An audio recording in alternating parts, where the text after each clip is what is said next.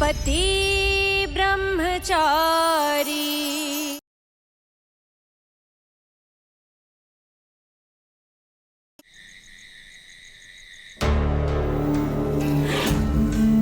ఎవరైనా బట్టలు ఇలా మర్చి పెడతారా?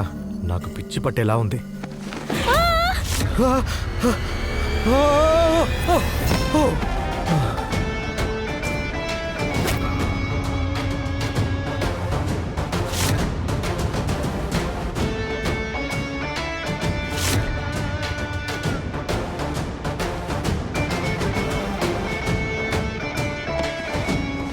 ఏంటిది? అది నా షర్ట్. మీకు చాలా బట్టలు కొనిచ్చాను కదా, అవి వేసుకోవచ్చు కదా. ఇలా నా షర్ట్ వేసుకోకూడదు, సరేనా? తీయండి తీయండి. సారీ బ్రహ్మచారి గారు, నేనిప్పుడు ఇది విప్పలేను. నా బట్టలన్నీ తడుస్తున్నాయి. ఎటొచ్చి బ్రహ్మచారి మీరే, నేను కాదు. ఇకపోతే మీ బట్టలు వేసుకోవడంలో నాకు ప్రాబ్లం ఏం లేదు. హలో మేడం గారు, ఈ ప్రాబ్లం చెప్పొద్దు. నా షర్ట్ ఇవ్వండి. ఓ, నీ మనసులో నిజంగానే నన్ను నువ్వు నీ భార్యనని వేసుకున్నావా?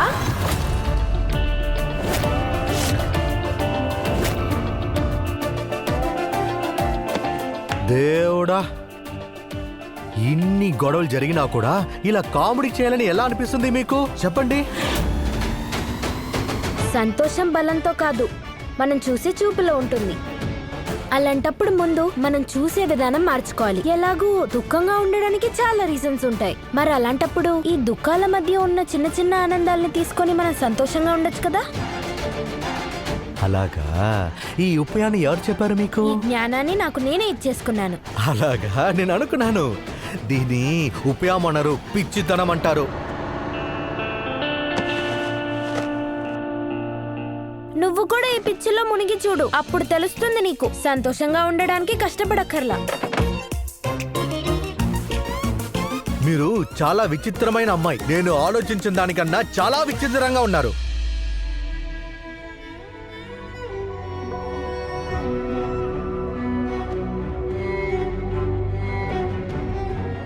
హస్బెండ్ షర్ట్ వాసనే వేరుగా ఉంటుంది.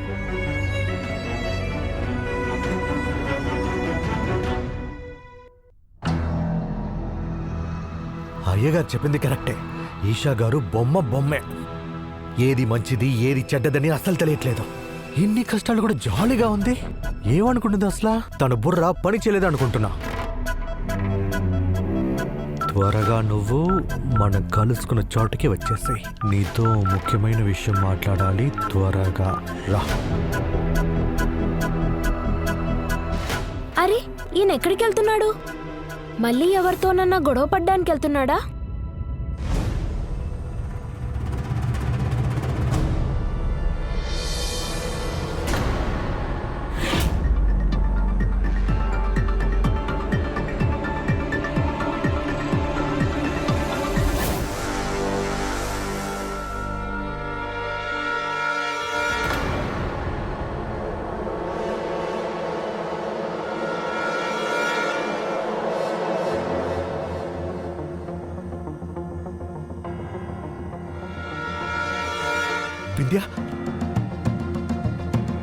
విద్య రా, వచ్చి కూర్చో.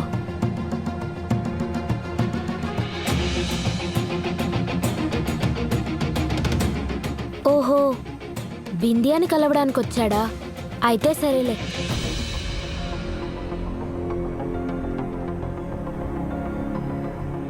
వదినా, అన్నయ్య షర్టు అన్నయ్య కన్నా మీకే అందంగా ఉంది. దీన్ని మీరే ఉంచుకోండి, అన్నయ్యకి ఇవ్వకండి, సరేనా?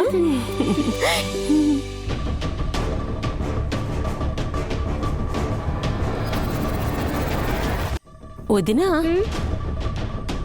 మీరు సూరజ్ అన్నయ్యని బింద్యాన్ని చూసి నవ్వుతున్నారే, అదే మీకు ఏది తప్పుగా అనిపించలేదా? వింతేముంది, పైగా వాళ్ళిద్దరిని చూడ్డానికి సంతోషంగా ఉంది. ఎంత గాఢమైన స్నేహితులో కదా, అన్నీ షేర్ చేసుకుంటారు. కావ్య, మనకి తల్లిదండ్రులు ఎంత ముఖ్యమో లైఫ్లో మనకి మంచి స్నేహితులు కూడా అంతే ముఖ్యం. కానీ అయినప్పటికీ వదినా, అన్నయ్య అర్ధరాత్రిలో బింద్యాని కలవడానికి వచ్చాడు. అలాగైతే మీకు ఏమీ తప్పుగా అనిపించలేదా? లేదు, ఎందుకంటే సూరజ్కి బంధుత్వాన్ని గౌరవించడం తెలుసు.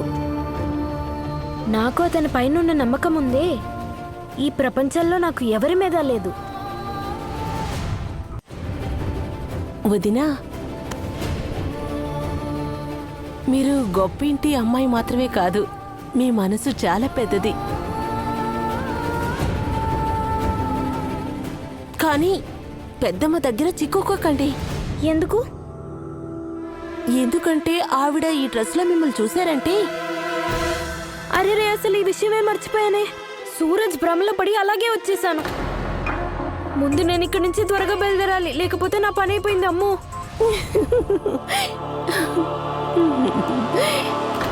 ఇలా చూడు బింద్యా, నిన్ను మాత్రమే నేను కళ్ళు మూసుకొని నమ్మగలను. ఒకవేళ నువ్వు నాకు సహాయం చేసావంటే దానిపై మంచిదే జరుగుతుంది. అదేలాగా అయ్యగారు ఏం ఆశపడ్డారో అలాగే జరుగుతుంది. ఇదిగో చూడు, నువ్వేం అడిగినా నేను అసలు ఎప్పుడు కాదన్నాను. సో నాకు విషయం ఏంటో అసలు క్లియర్గా చెప్పు. నువ్వు జాగ్రత్తగా విను.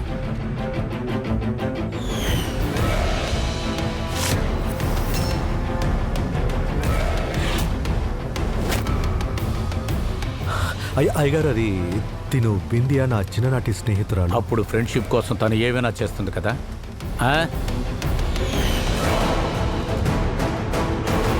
నేను చెప్పేది నీకు అర్థమవుతుంది కదా. మనం ఏవైనా చేసి ఈశాని ఇక్కడి నుంచి పంపించేసేయాలి. రేపు ముఖ్యమైన పూజ ప్రారంభం అవబోతుంది. ఉయ్యాలా ఉంది. అలాగే మనం ప్లాన్ చేసినట్టుగా అన్ని సక్రమంగా జరగాలి. ఏంటి, అర్థమైందా? డన్. ఈ విషయంలో నేను నీకు 100% హెల్ప్ చేస్తా. మనం ప్లాన్ చేసినట్టు అన్ని ఎగ్జాక్ట్గా జరిగిందంటే దాని తర్వాత ఈషా ఈ ఇంట్లో ఒక క్షణం కూడా ఉండదు.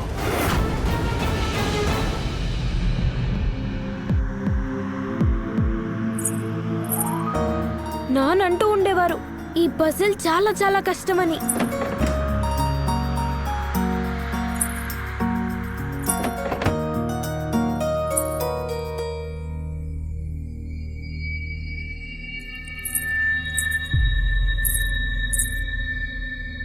మీరు కాస్త గొలుసు శబ్దం ఆపుతారా? నాకు తల నొప్పి వస్తుంది. తల నాకు బద్దలైపోతుంది, కానీ ఈ ప్రాబ్లంకి సమాధానం దొరకట్లేదు. ఎలాంటి ప్రాబ్లం?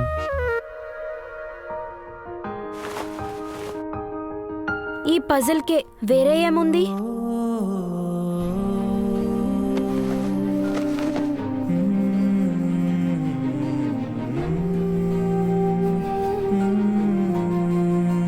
ఈ పోటీ యొక్క విశేషం ఏంటో తెలుసా?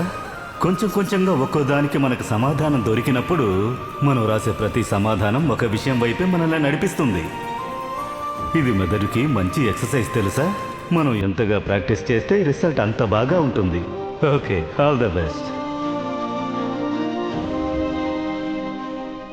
దాన్ని నా దగ్గరికి ఇవ్వండి, నేను చూస్తాను.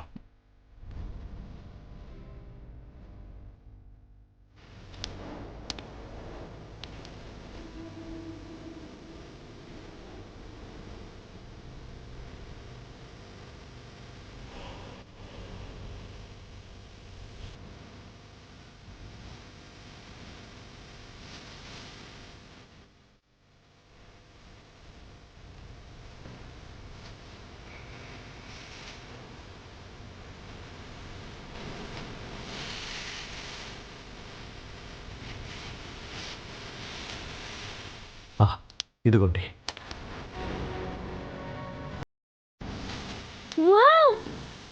నా మొగుడు బ్రహ్మచారి మాత్రమే కాదు, ఇంటెలిజెంట్ కూడా అనమాట. మిమ్మల్ని టక్కన కనిపెట్టేశావే. నీకు బంటి, బింద్యా, గుడ్డుతో మాత్రమే కాక చదువుతో కూడా చాలా గాఢమైన స్నేహం ఉందనుకుంటా.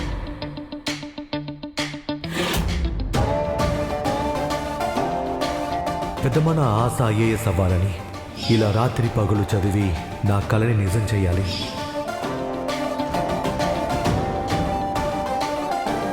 నా మొగుడు బ్రహ్మచారికి ఎవరి దృష్టి తగలకూడదు.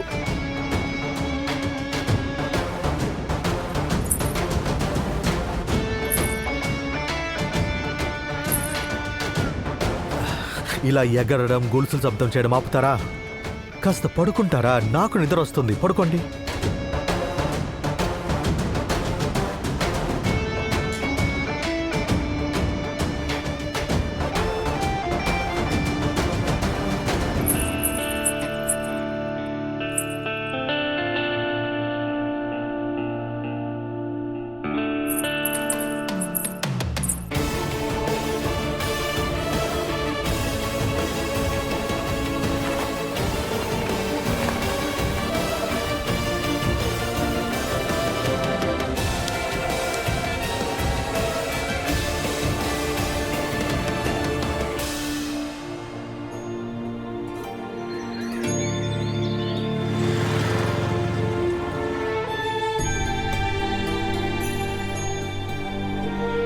ఏమండి, ఇవాళ శ్రావణ మాసం మొదటి రోజు.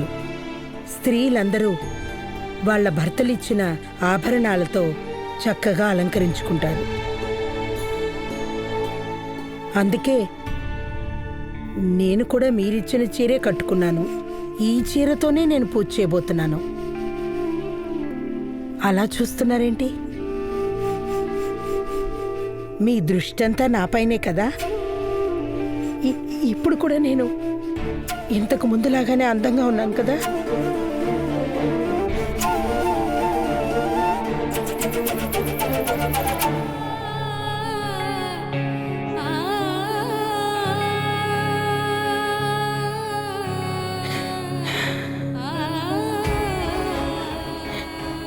త్వరగా తిరిగి వచ్చేయండి. ఇంకా నేను మీకోసం వేచి ఉండలేను. ఇవాళ శ్రావణ మాసం మొదటి రోజు. ఈ రోజు శ్రావణ మాసం మొదటి రోజు. అందరూ తయారవడంలో బిజీగా ఉంటారు. నేను మాత్రం ఇక్కడ వంట చేస్తూ సస్తున్నాను. బేబీ, నేను నీకోసం ఫ్రెష్ అయిన పాలు తీసుకొచ్చాను. నువ్వు రెడీ అయి పూజకు రావాలి కదా. రా రా రా, త్వరగా రా. ఏవండి, నేను పూజకి రాలేను. కిచెన్ లో నాకు చాలా పనులున్నాయండి. అరే, దీనికెందుకు బాధపడుతున్నావు? నేనున్నాను కదా. నువ్వు ఒక పని చెయ్యి. ఈ మెహందీని నీ చేతుల్లో వేసుకో బేబీ. అప్పటి నుంచి నీకు విశ్రాంతి దొరుకుతుంది. జయ హో బోలే బాబా. నేను ఎన్ని సోమవారాలు ఉపవాసం ఉన్నాను. దానికి ఫలితంగా మీరు నాకు భర్తగా వచ్చారు. మీరు నా మీద ఎక్కువ ప్రేమ చూపిస్తున్నారండి. సరే, అలాగైతే చెయ్యి చూపించు. నేనే నీకు నీ 2 చేతులకి మెహందీ వేస్తాను. సరేనా? ఇంకా నా పేరు కూడా రాస్తాను. కూర్చో. చూపించు. ఏవండి ఏవండి, త్వరగా పెట్టండి, లేకపోతే ఎవరైనా వస్తారు. త్వరగా పెట్టండి. ఏవండి, ఇలా చూడండి. మెహందీ పెట్టే ముందు నెయిల్ పాలిష్ పెట్టాలి. నెయిల్ పాలిష్ లేకుండా మెహందీ పెడితే బాగోదు. అరే, అంతే కదా. ఇప్పుడే తీసుకొస్తాను. వచ్చేసాను బంగారం. ఏది చూపించు. చెయ్యి చెయ్యి చూపించు.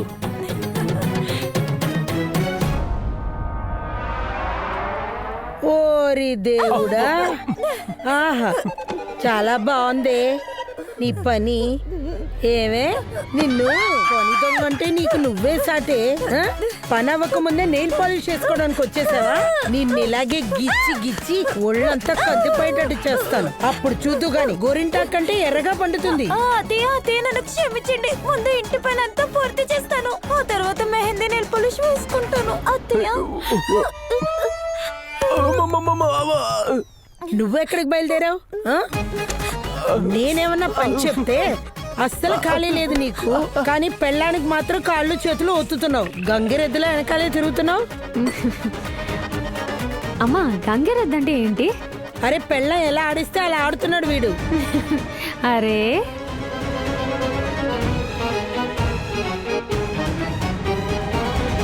అరే అత్తయ్య, అదేంటంటే ఈ రోజు శ్రావణ మాసం మొదటి రోజు కదా. అందుకనే భర్తతో ఏదైనా వస్తువు కొనిపించుకోవాలి. అందుకనే ఆయన్ని నెయిల్ పాలిష్ కొనమన్నాను.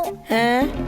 నాకు నువ్వేంటో తెలుసు, ఆచార సంప్రదాయాలేంటో తెలుసు, చిన్నప్పటి నుంచి నా కొడుకేంటో కూడా తెలుసు. శ్రావణ మాసంలో భర్త చేతులతో ఒక్క ఆభరణం ఇచ్చినా చాలు, మనం పూజ చేసిన ఫలితం కలిగినట్టే.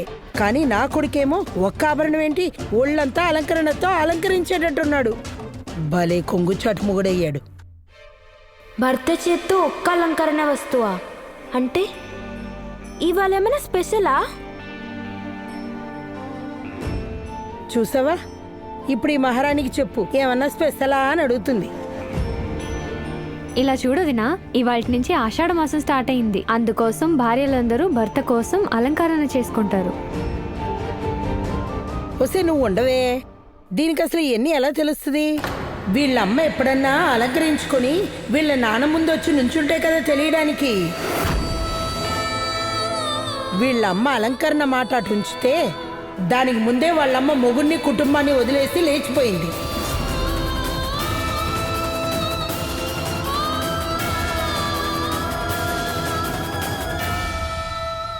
అవునా? అయితే నేను కూడా అలంకరించుకోవాలి కదా. మరి నేను రెడీ అయ్యానా? మొండిగా పెళ్ళమైంది, ఇప్పుడు మొండిగా అలంకరణ కూడా చేసుకుంటుంది మరి. ఓరి దేవుడా, ఇంత దారుణమా?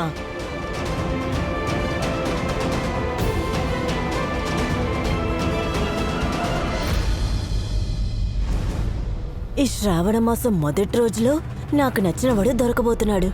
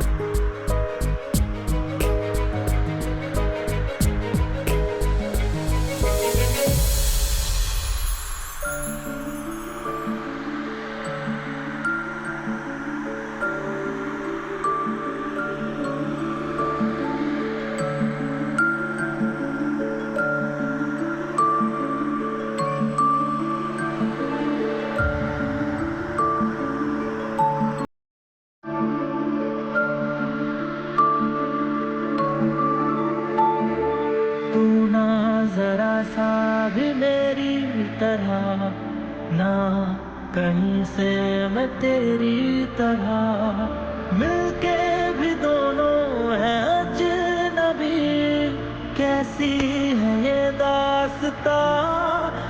दास्तां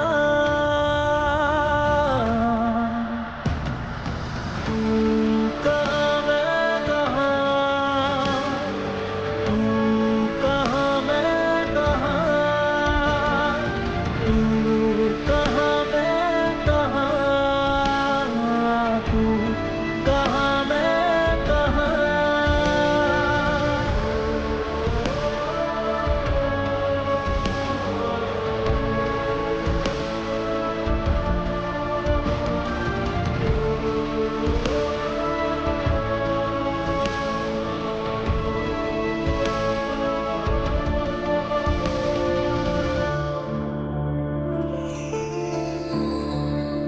అది ఏంటంటే ఈ ఇంట్లో పెట్టిన వస్తువు ఒక చోట్ల ఉండట్లేదు. నేను చాలా సేపట్టుగా ఛార్జర్ వెతుకుతున్నా దొరకట్లేదు. ఎక్కడ పోయిందబ్బా? నా పర్సు కూడా కనిపించట్లేదు. చాలా సేపటి నుంచి వెతుకుతున్నాను.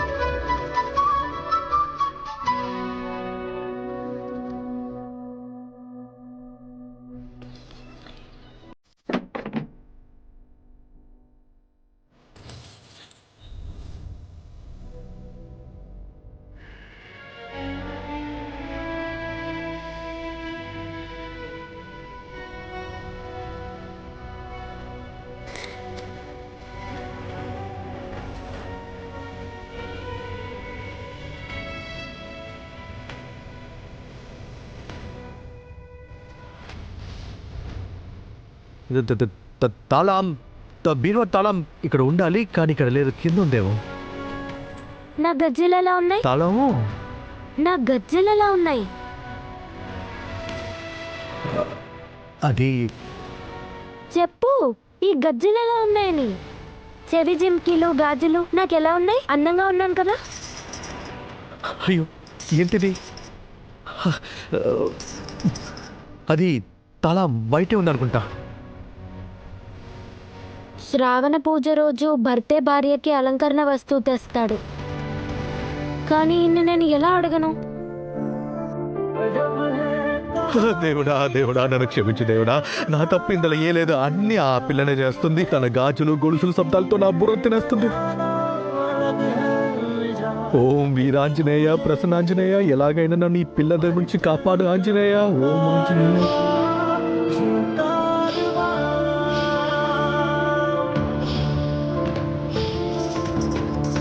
ఆంజనేయ, అన్ని తప్పుగా జరుగుతుంది. ఇందులో నా తప్పులు ఏం లేవు ఆంజనేయ. ఏం చేయాలో నాకు అర్థం కావట్లేదు. ఇది నాకు నేనే వేసుకున్న శిక్ష.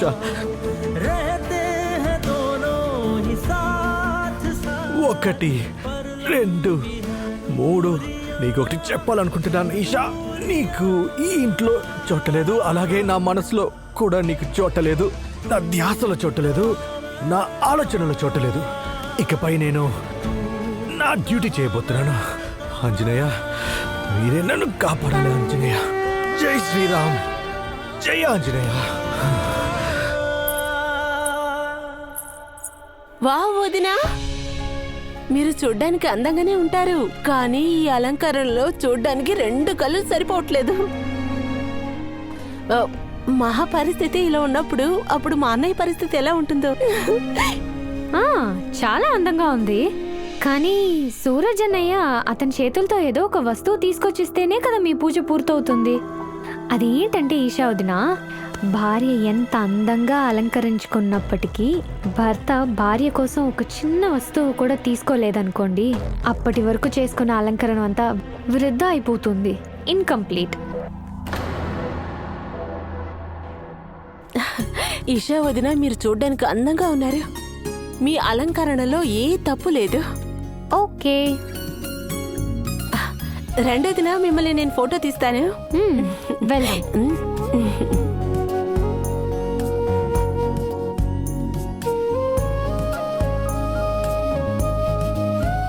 Smile please.